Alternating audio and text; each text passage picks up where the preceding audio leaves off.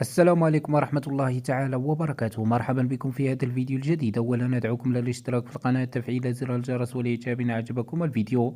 معبر باب سبتة سيفتح بعد أيام، وهذه هي شروط دخول المغاربة الثغرة المحتلة.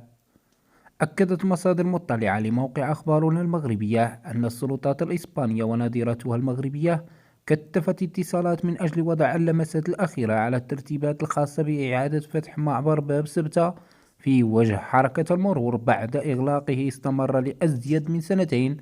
وحسب المعلومات التي توصلنا بها من مصادر موثوقة، فإن فتح معبر ترخال سيكون في الغالب خلال الأسبوع الأول من شهر مايو المقبل، إلى أن التنقل بين الجانبين سيقتصر في المرحلة الأولى فقط عن العمال الرسميين الحاملين لبطاقة تثبت ذلك، والمواطنين العالقين، بالإضافة إلى الحاصلين على تأشيرة شنغن. وأضافت ذات المصادر أن المرحلة الموالية ستكون بعد حوالي شهر من تاريخ إنهاء الإغلاق، وستشمل وقتها ساكنة عمالتي طنجة والمضيق الفنيدق الحاملين لجواز سفر يثبت إقامتهم بالمنطقة، بالإضافة إلى المتوفرين على تأشيرة خاصة بدخول الثغر المحتل. للإشارة فإن معبر باب سبتة أصبح حاليا يعتمد نفس التكنولوجيا والإجراءات المعمول بها في المطارات والموانئ المغربية، وذلك من أجل القطع النهائي مع الأنشطة التهريب التي كانت تميز المعبر.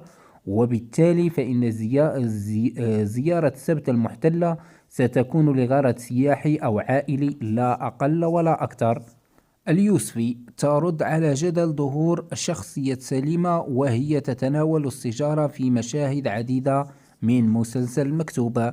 في سياق الجدل الكبير الذي رافق عرض حلقات مسلسل مكتوبة التي حققت نسب مشاهدة عالية جدا وغير مسبوقة، وجه عدد من المتابعين انتقادات كبيرة لهذا العمل بسبب ظهور شخصية سليمة المعطاوي التي تجسدها الممثلة سلوى زرهان في أكثر من مشهد وهي تدخن مستعملة سيجارة إلكترونية، وهو الأمر الذي اعتبره البعض تطبيعا مع هذا السلوك التدخين المضر بالصحة أولا، وثانيا لأنه غير مألوف عند النساء بالمغرب.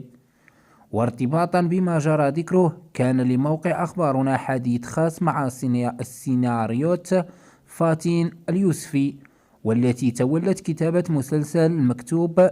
نوهت من خلاله بذكاء كل من المخرج على أعقوب والممثلة سلوى زرهان، الذين نجح في ترتيب شخصية سليمة بالكيفية التي تابعها الجمهور وتفاعل بقوة مع أسلوبها وتفاصيلها الخاصة.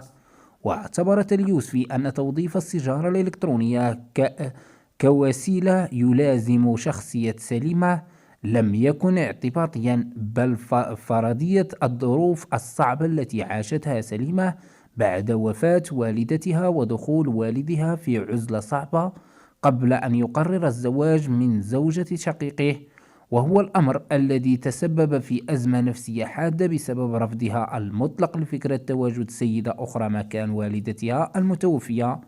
كما أكدت اليوسفي أن زواج الحاج المعطاوي من زوجته الجديدة وعيشهما إلى جانب سليمة تحت سقف بيت واحد، وما يرافق هذا المستجد الصعب من تفاصيل دقيقة تعيشها بشكل يومي، بداية من الشعور بألم اليتم وعزلة والدها الذي يعيش في عالمه الخاص، جعل منها بركانا متنقلا وفق تعبيرها قابل للانفجار في أي وقت، وهو ما فرض توظيف السيجارة الإلكترونية من أجل إبراز حجم المعاناة النفسية التي تتكبدها شخصية سليمة داخل محيطها العائلي، خاصة في علاقاتها بوالدها وعدم قدرتها على مواجهته بسبب الإرث. وشددت اليوسفي على أن الممثلة سلوى زرهان نجحت إلى حد كبير في تقمص شخصية سليمة، كما نجحت في تنزيل تفاصيلها الخاصة بشكل دقيق بشهادة كل المتابعين.